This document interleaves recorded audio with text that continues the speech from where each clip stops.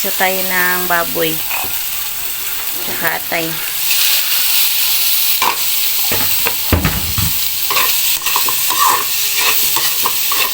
Sahog natin sa munggo. Palagyan natin ng dahon-dahon. Alugbati.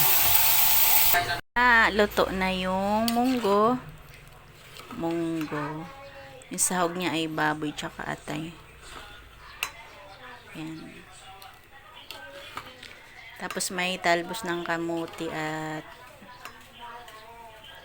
ano to? Alugbati. Yan lang po. Ito na nga. Kumakain na yung baby ko na walang pasok. Sarap. Yan. Paborito niya yan. Munggo. Yan. Munggo na may baboy. Tsaka atay. Kasi mga kulang sila sa dugo. Kaya kailangan nila ng pampadagdag ng dugo. Yan lang. Bye, bye, bye. Say bye, bye. Hi. Ano yan? Atay yan. Sarap.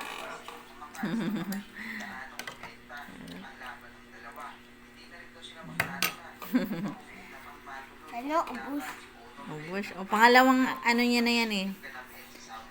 Pangalawang order.